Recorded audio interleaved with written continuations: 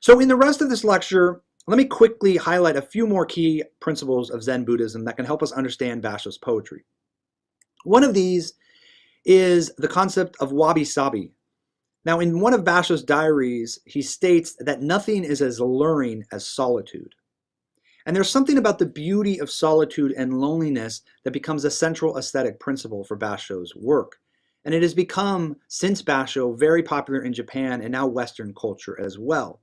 And it is commonly referred to as the aesthetic of wabi-sabi. In traditional Japanese art, wabi-sabi is a worldview centered on the acceptance of transience and imperfection, the fact that all things pass and everything is imperfect. So wabi refers to as loneliness or poverty, a kind of austere beauty in things, whereas sabi refers to the beauty within that sense of loneliness. And this is a very complex term, but it's one that often is used to describe the minimalist aesthetic principles of Japanese art that capture that sense of austere beauty, but also that sense of loneliness that comes from minimalist art in Japan. Now, wabi-sabi is also related to the idea of impermanence, the idea that everything passes away. In Narrow Road, when Basho arrives at Hirazumi, he writes that, quote, "It is here that the glory of the three generations of the Fujimari family passed away like a snatch of empty dream." And he begins a reflection upon the impermanence of all things, one of the central principles of Buddhism and Buddhist philosophy. As the Buddha said, all created things are impermanent. And the passage comes in Narrow Road when Basho writes, "I sat down on my hat and wept bitterly till I almost forgot time. A thicket of summer grass is all that remains of the dreams and ambitions of ancient warriors." This passage includes a beautiful reference to forgetting time. Basho says that he almost forgot time in his state of reflection.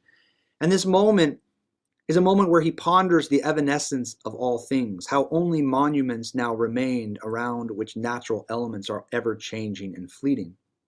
And in the midst of this scene, he experiences his own state of muga, or a state of self-forgetting. He almost forgets time. So in this passage, there's a sadness and beauty about the temporality of things, the fact that all things are impermanent. And this principle of impermanence, or the evanescence of all living things, is related to the Buddhist belief that suffering comes from attachments. Attachments attempt to freeze the flow of time, falsely believing in the permanence of objects. Basho connects these moments to the concept of muga, or self-forgetting, reinforcing the fact that attachments, or remembering one's identity constantly, only lead to suffering, whereas muga, or self-forgetting, leads to moments of insight and awareness. So let's look at another beautiful moment in the Narrow Road where a young priest asks Basho to leave him behind a poem. He catches him in the act of leaving, and Basho quickly writes a poem on the fly, writing the haiku impromptu. He writes, "I hope to have gathered to repay your kindness the willow leaves scattered in the garden." Now, the gesture of kindness that Basho returns here is a gesture of poetry, a gesture of a quick, impromptu poem. And it can be read here as the physical act of him writing the poem, but also the physical act of him repaying his kindness by gathering willow leaves that were scattered in the garden.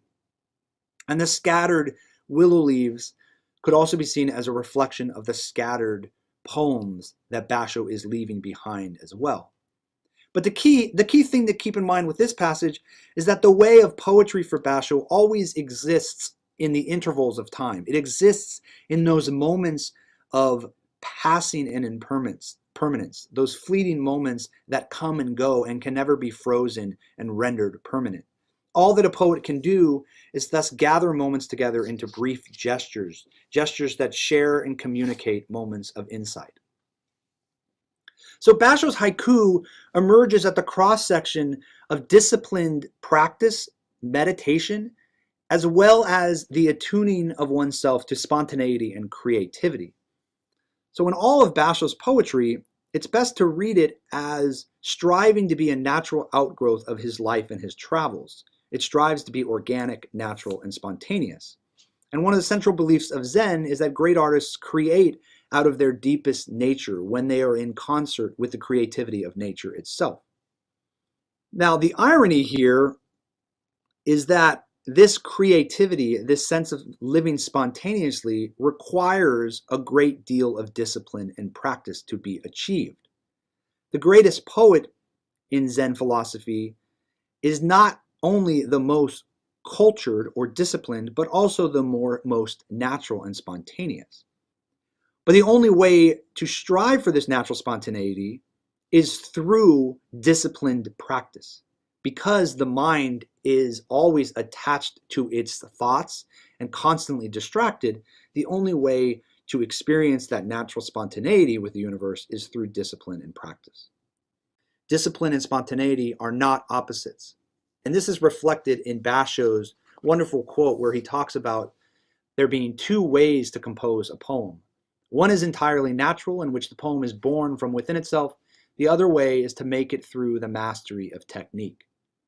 And it would be a mistake to see these as mutually exclusive. Rather, through the mastery of technique, in this case the technique of BashoZen or Zen Buddhism, through that disciplined attention, the poem is allowed to be born from within itself.